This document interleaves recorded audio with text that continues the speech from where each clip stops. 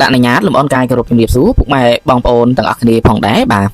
ទថ្ងៃនេះដែរគឺយើងមក pre wedding មួយគូទៀតហើយដោយរៀបចំឡើងពីចាន់នីសំអាងការយើងខ្ញុំបាទសម្រាប់កូនកំមុំថ្ងៃនេះបាទរឿងគីឡូធំបន្តិចដែរបាទពុកម៉ែបងប្អូនប៉ុន្តែមិនជាបញ្ហាទេបាទពុកម៉ែបងប្អូនបាទដោយសារក្រុមការងាររបស់យើងគឺគាត់ចេះមើលទៅតាមទម្រង់បាទពុកម៉ែបងប្អូនកូនកំមុំមុខធំយើងទៅផាត់មុខយ៉ាងណាឲ្យធ្វើសក់យ៉ាងណាឲ្យស័ក្តិសមជាមួយនឹងគាត់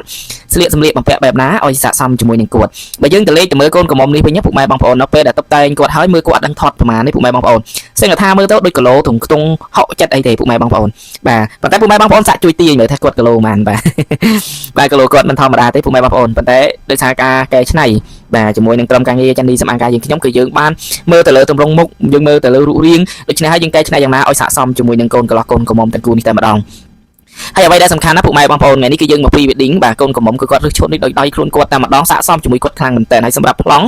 និងទីតាំងដែលយើងរៀបចំឲ្យគាត់វាស៊ីជាមួយនឹងឈុតនឹងទៅទៀតហើយទីតាំងដែលស្រួលថតនេះពុកម៉ែបងប្អូនគឺយើងមកថតនៅភោជនីយដ្ឋានលោកអុកញ៉ាខ្លាំងមឿងនិងលោកជំទាវខាន់ខៀវដែលស្ថិតនៅក្នុងខេត្តពោធិ៍សាត់របស់យើងនេះទេបាទពុកម៉ែបងប្អូន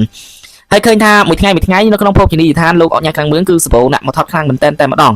បាទមួយថ្ងៃអាច5គូថ្ងៃខ្លះក៏10គូឯក៏មានដែរពុកម៉ែបងប្អូនហើយសម្រាប់ទីតាំងថតពុកម៉ែបងប្អូនគឺធំទូលាយ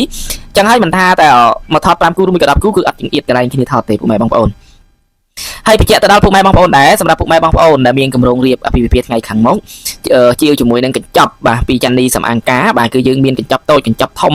មានកញ្ចប់ថតផ្សេងមានកញ្ចប់សំអាងការផ្សេងក៏បានបាទពុកម៉ែបងប្អូនចង់បានជាកញ្ចប់ថតក៏បានចង់បានកញ្ចប់សំអាងការក៏បានហើយបញ្ជាក់ពុកម៉ែបងប្អូនអត់ចង់បានជាកញ្ចប់ហ្នឹងក៏ក្រុមសំអាងការយើងមានដែរហើយបញ្ជាក់ពុកម៉ែបងប្អូនសម្រាប់ការ pre wedding បែបនេះយើងមកថតនៅភោជនីយដ្ឋានលោកអុកញ៉ាខ្លាំងមឿងទាំងសំអាងការទាំង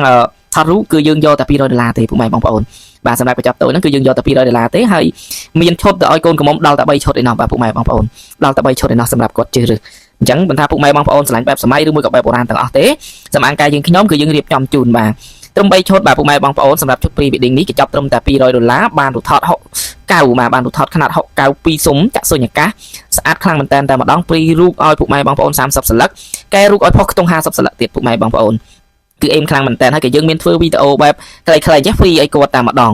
បាទហើយបើយើងមើលមកលើឈុតទី2នេះពុកម៉ែបងប្អូនរឹតតែស័ក្តិសមជាមួយនឹងកូនកំមុំទៀតបាទពុកម៉ែបងប្អូនរឹតតែស័ក្តិសមជាមួយគាត់ខ្លាំងមែនតើតែម្ដងជាមួយនឹងពណ៌បែបផ្ទៃមេឃណាពុកម៉ែបងប្អូនហើយឈុតនេះដែរគឺបណ្ដាយកូនកំមុំគឺគាត់ស្រឡាញ់ខ្លាំងមែនតើតែម្ដងហើយដល់ពេលដល់ឈុតទី3នេះគឺកូនកំមុំគាត់ថាគាត់អត់ដឹងឲ្យយកឈុតបែបណាទេក៏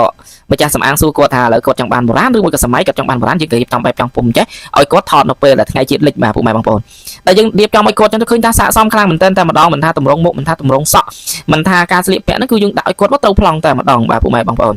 គឺថ្ងៃនេះដែរគឺយើងថតឲ្យគាត់ពេញមួយថ្ងៃតែម្ដងបាទចាប់ពីម៉ោង1រហូតដល់យូរចាប់ពីម៉ោង10មកពុកម៉ែបងប្អូនម៉ោង11ថ្ងៃត្រង់នេះយើងរៀបចំផាត់មុខឲ្យគាត់ចឹងណារហូតមកដល់ពេលល្ងាចយប់នេះតែម្ដង